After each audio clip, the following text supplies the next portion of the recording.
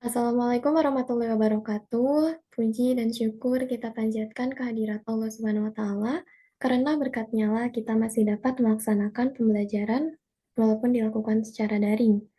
Saya ucapkan terima kasih kepada dosen pengampu yang kami hormati, Ibu Syarif Fitra MPD selaku dosen pengampu mata kuliah Kesehatan Mental. Di sini kami dari kelompok 2 akan mempresentasikan materi mengenai ruang lingkup kesehatan mental yang beranggotakan Afan Gunawan, Anggia Tiara Suci, Dini Septiani, Esti Komalasari, Jan Aulianingrum, dan Neng Cucu Fatimah. Baik, langsung saja kita masuk ke materi. Di sini saya, Jan Aulianingrum, akan membahas materi mengenai kesehatan mental. Apa yang dimaksud dengan kesehatan mental? Kesehatan mental merupakan sebuah kondisi di mana seseorang sudah seharusnya dapat mensejahterakan dirinya sendiri, dan hal itu bisa dilihat dari kemampuannya dalam memahami dan menerima diri, mengatasi berbagai tekanan yang ada dalam hidup, dan dapat berkontribusi secara positif di dalam komunitasnya. Berikut ada video mengenai salah satu kasus dari kesehatan mental. Selain mulai memiliki legalitas hukum dan tanggung jawab yang semakin besar, remaja yang memasuki masa transisi ke dewasa muda juga mengalami perkembangan biologis, psikologis, dan emosional. Hal inilah yang membuat orang dewasa muda rentan terserang gangguan mental. Lalu bagaimana mencegah agar tidak terjadi masalah kesehatan mental di usia muda? Berikut liputannya. Riset Kesehatan Dasar 2018 Kemenkes RI menunjukkan lebih dari 19 juta penduduk berusia di atas 15 tahun mengalami gangguan mental emosional dan lebih dari 12 juta penduduk berusia di atas 15 tahun mengalami depresi. Selain itu, berdasarkan sistem registrasi sampel yang dilakukan Badan Litbangkes Kemenkes RI 2016 menunjukkan data bunuh diri per tahun sebanyak 1.800 orang atau setiap hari ada 5 orang yang melakukan upaya bunuh diri. Serta 47,7% korban bunuh diri berada pada usia 10 hingga 39 tahun yang merupakan usia remaja dan usia produktif. Kondisi ini cukup menjelaskan Indonesia termasuk darurat kesehatan mental untuk anak, remaja, dan usia dewasa muda. Saya sempat bertemu dengan Andini Firda Amalia, seorang anak muda yang mengalami masalah kesehatan mental yang ia rasakan sejak di bangku SMA. Kepada saya, ia bercerita kalau masalah psikis yang ia alami salah satunya karena tidak mendapatkan pola asuh yang baik dari kedua orang tuanya, sehingga Andini tidak bisa merasakan adanya kedekatan hubungan antara anak dan orang tua. Kalau ditanya asal-usul depresinya dari mana, ya jelas karena aku berada di lingkungan di mana aku tuh jadi sandwich generation gitu. Aku pada saat itu bekerja seorang diri dan aku harus membantu mencukupi kebutuhan keluarga. Nggak ada tempat untuk bercerita, nggak ada tempat untuk sharing, di mana orang tuaku itu masih menerapkan pola asuh yang ngikutin zaman-zaman sebelumnya. Jadi orang tua harus selalu benar. Bertahun-tahun Andini berupaya keras memendam emosi negatif yang tak bisa ia bagikan keluh kesahnya kepada orang tua serta keluarga. Hingga akhirnya setelah mendapatkan informasi dari berbagai sumber dan dorongan teman-temannya, ia memberanikan diri berkonsultasi dan berobat ke psikiater sejak Oktober 2021. Akhirnya aku memberanikan diri ke dokter. Pertama kali ke dokter, aku langsung diarahinnya sih pada saat itu langsung ke psikiater ya. Langsung ke psikiater, langsung ketemu. Lumayan, pada saat itu sih memang lumayan membuka pikiran aku ya, maksudnya aku terbantu juga sih dengan psikiater. Tim Divisi Psikiatri Anak dan Remaja FKUI melakukan penelitian pada Mei 2020 terhadap 393 responden usia 16 hingga 24 tahun dari seluruh Indonesia untuk mengetahui permasalahan apa yang sering dialami oleh remaja di usia transisi, serta bagaimana cara mereka mengatasi permasalahan dan kemana biasanya mereka mencari bantuan. Hasil penelitian ini menunjukkan 95,4% responden mengatakan pernah mengalami kecemasan atau anxiety. 88% responden pernah mengalami gejala depresi dalam menghadapi permasalahan dan 96,4% responden menyatakan kurang paham bagaimana cara mengatasi stres akibat masalah yang sering mereka alami. Dari hasil survei kami mendapatkan bahwa ternyata mereka mengalami suatu permasalahan kesehatan jiwa, seperti misalnya kecemasan, kemudian juga gejala-gejala seperti merasa kesepian, kemudian juga merasa gejala-gejala mood yang menurun, yang merupakan suatu gejala-gejala depresi.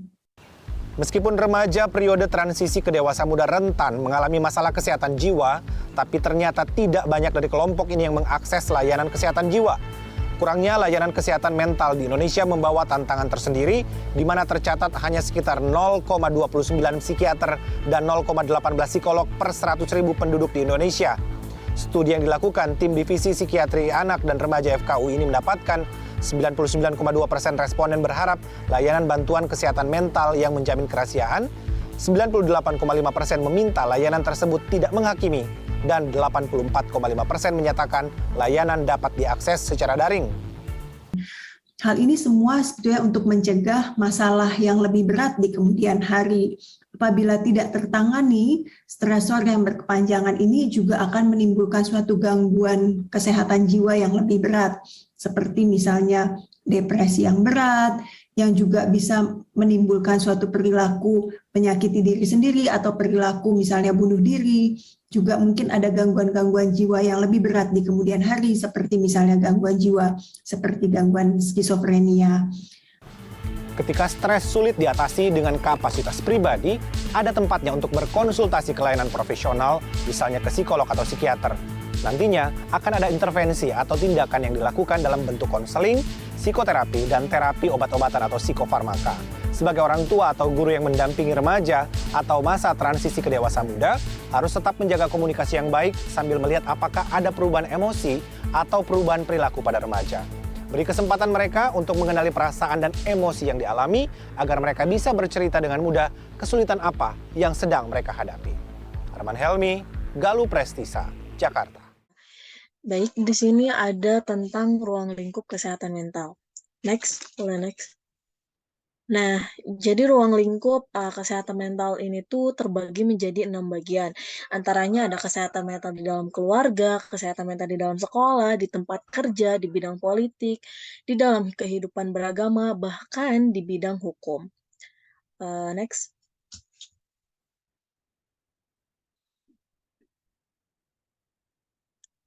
Nah, saya di sini akan coba menjelaskan tentang materi secara detail. Yang pertama tentang kesehatan mental di dalam keluarga.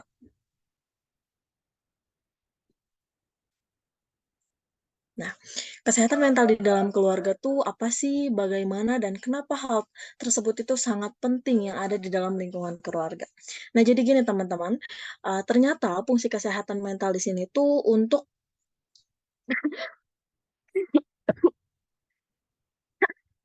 bentar, maaf, keselak.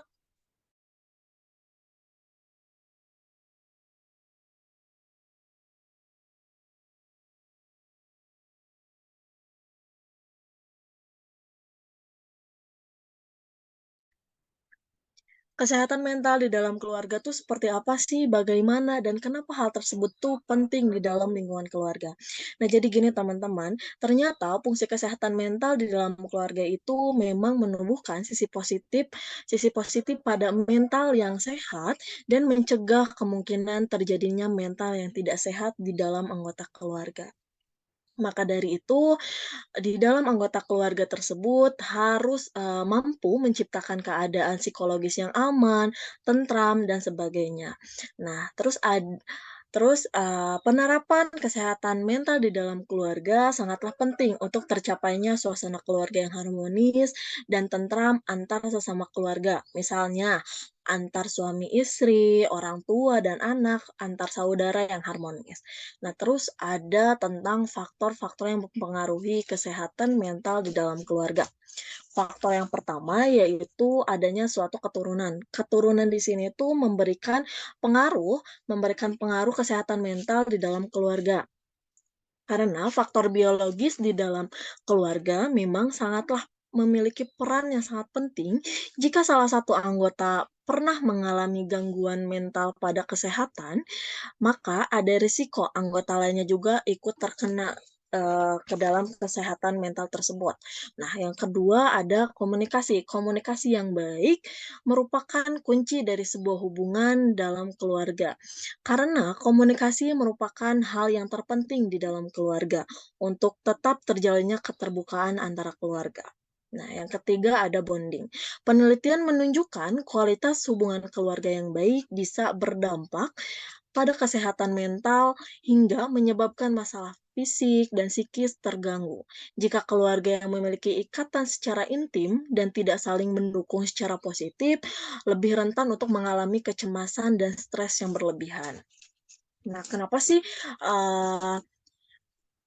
semua orang tuh menginginkan lingkungan keluarga yang bahagia? Sebab dengan adanya lingkungan yang bahagia, seseorang akan menjalankan kehidupannya tuh kehidupan dengan mental yang sehat karena kebahagiaan keluarga selalu berkorelasi yaitu dengan adanya suatu timbal balik suatu kebahagiaan untuk kebahagiaan diri sendiri. Namun tidaklah mudah untuk menciptakan suatu kesehatan mental yang ada di dalam keluarga dibutuhkan perjuangan yang ekstra dan kerja keras.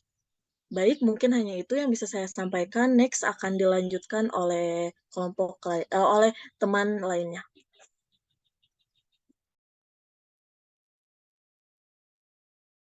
Baik, ada pesan grup. Di sini saya akan menjelaskan tentang kesehatan mental di dalam sekolah.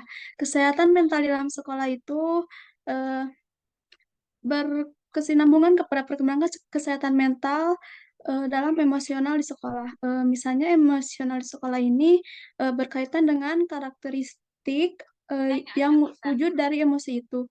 Misalnya tuh karakternya itu eh, berempati kepada orang, kepada sesama, selalu menolong kepada sesama.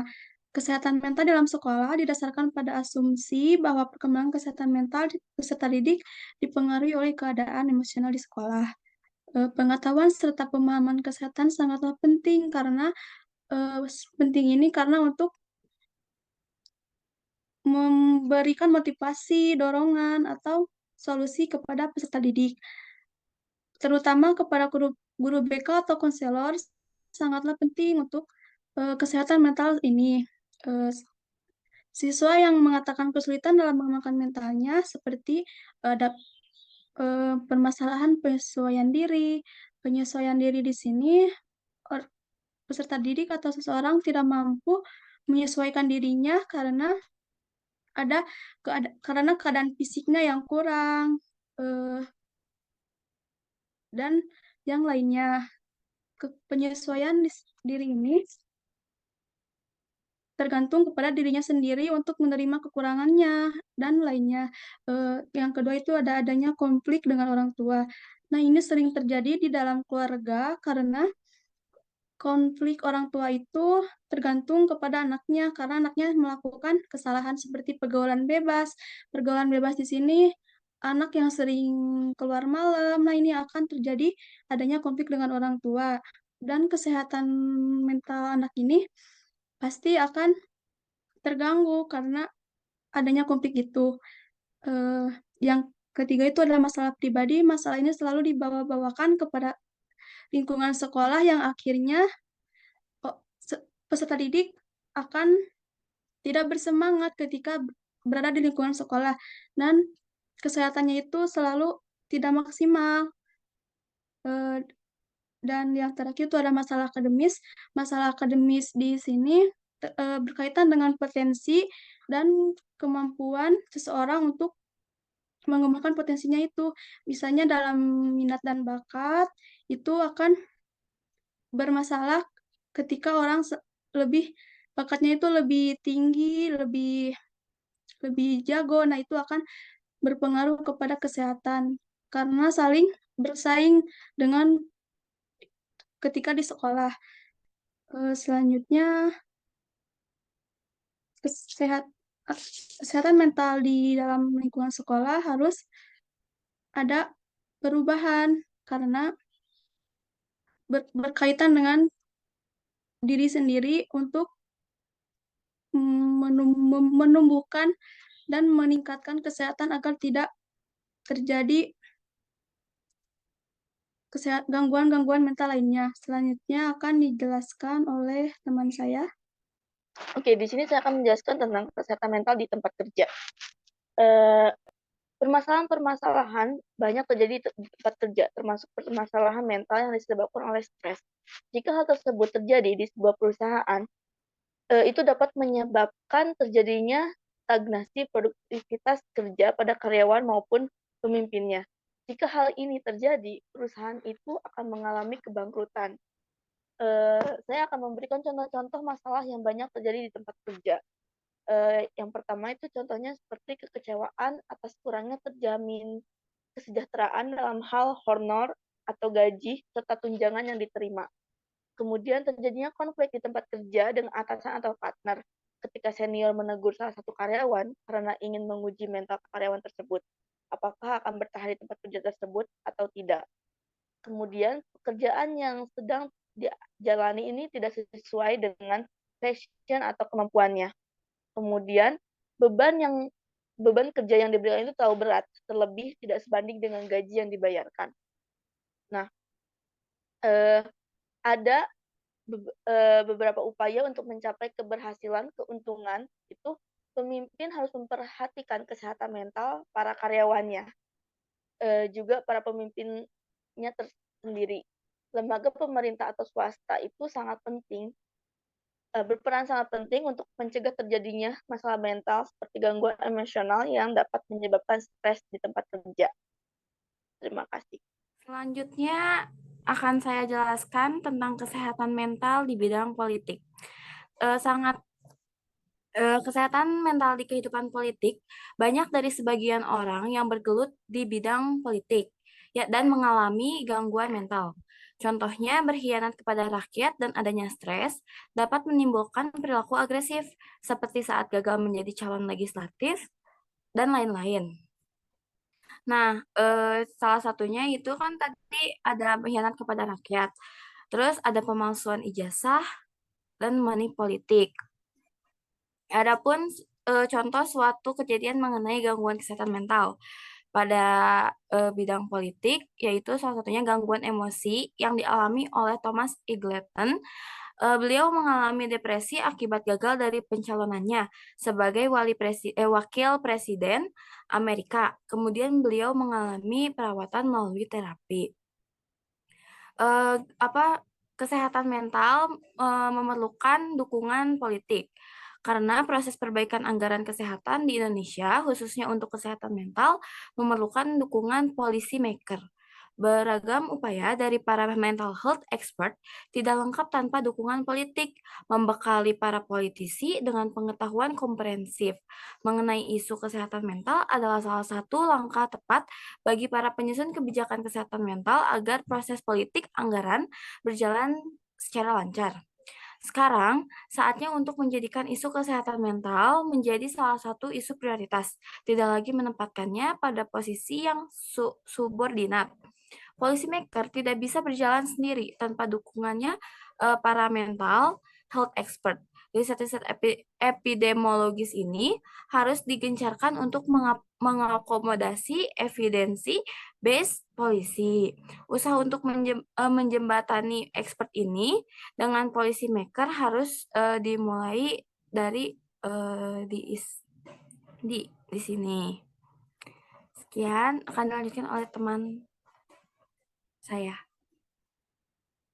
Selanjutnya ada kesehatan mental di bidang kehidupan beragama. Agama sebagai cara hidup telah memberikan hudan. Yang dimaksud dengan hudan yaitu petunjuk atau pedoman bagi banyak aspek kehidupan manusia. Pikiran yang sehat. Untuk mencapai akal yang sehat, agama bekerja untuk memelihara jiwa, merawat akal, memelihara fitrah, dan memelihara keturunan. Banyak juga ahli yang mengatakan bahwa agama itu penting dalam kesehatan mental seseorang. Salah satunya menurut William James, seorang filsuf Serikat, yang mengklaim bahwa tidak ada keraguan bahwa obat terbaik untuk kecemasan ada kepada Tuhan. Masih banyak lagi ahli yang berpendapat bahwa agama itu penting, tapi saya tidak mengambil semua ahli hanya salah satu saja untuk mempersingkat waktu, dan selanjutnya dalam kehidupan beragama ada pendekatan agama yang dilakukan untuk menyembuhkan gangguan mental yang telah dilakukan berabad-abad lamanya. Para nabi dan penyebar agama memakai terapeutik. Terapeutik sendiri itu atau interaksi yang dirancang dan direncanakan untuk tujuan terapi.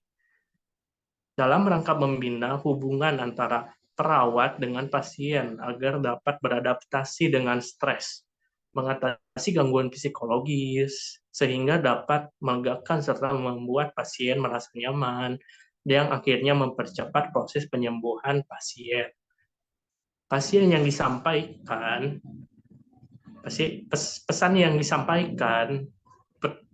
disampaikan petugas perawatan rohani Islam atau disebut juga dengan warais kepada pasien rawat inap adalah berupa nasihat spiritual, yaitu seperti menjelaskan akhlak seorang muslim ketika menderita sakit dan perilaku yang harus ditampilkannya. Karena akhlak atau perilaku yang baik akan berpengaruh positif, sehingga akan mempercepat proses kesembuhan, bimbingan ibadah, bimbingan doa dan zikir, serta konseling. Pesan-pesan tersebut semuanya bersumber dari ajaran agama Islam, yakni yang terdapat dalam Al-Quran dan Al-Sunnah Rasulullah SAW. Konten pesan tersebut membedakan antara komunikasi terapeutik yang dilakukan petugas perawatan rohani Islam atau warais dengan perawatan medis dan petugas kesehatan lainnya, jadi beda gitu penanganannya. Jadi penerapan kesehatan mental yang bersumber dari agama yaitu menyadari bahwa ada eksistensi yang lebih mulia dan tinggi serta maha kuasa, yaitu Tuhan. Sehingga manusia percaya bahwa segala apapun yang terjadi di dunia ini termasuk dalam kehendak Tuhan yang Maha Esa. Dan ini dapat mengatasi kesehatan mental semua umat manusia. Contohnya yaitu diidentikan dengan sikap buruk atau tingkah laku tercela seperti dengki, iri hati, sombong, egois, dan sebagainya. Maka dalam agama bisa menyembuhkan hal-hal tersebut dan bisa mengurangi hal yang tercela tersebut. Sekian dari saya, lanjut oleh Jian. Di sini saya akan menjelaskan mengenai kesehatan mental di bidang hukum. Pemahaman mengenai kesehatan mental ini penting untuk diketahui para praktisi hukum agar mereka dapat menganalisis para terdakwa dan para saksi secara cermat dan objektif, di mana hal tersebut sangatlah berpengaruh pada pengambilan keputusan di pengadilan. Contohnya seperti hakim sudah seharusnya memiliki kesehatan mental yang baik, agar dirinya dapat mengambil keputusan yang paling bijak. Karena seperti yang telah kita ketahui, hukum pidana di Indonesia ini bersifat kaku, sehingga kesalahan kecil pun dapat berakibat fatal. Oke, jadi di sini saya akan menjelaskan tentang implikasi kesehatan mental dalam bimbingan dan konseling.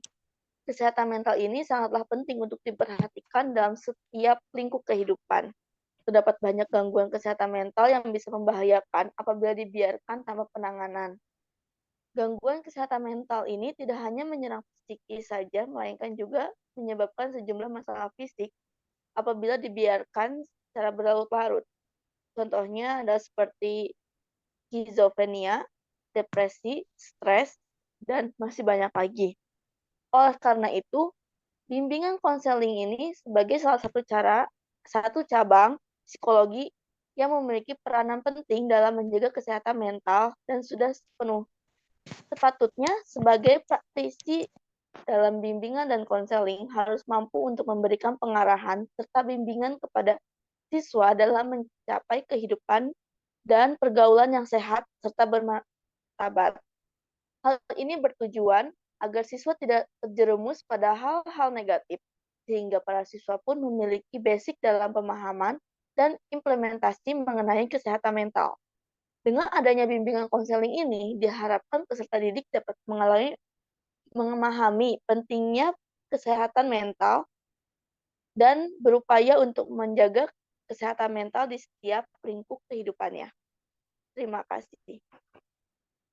Alhamdulillah, presentasi sudah selesai. Mohon maaf bila ada kesalahan. Wabillahi taufiq wal hidayah. Wassalamualaikum warahmatullahi wabarakatuh.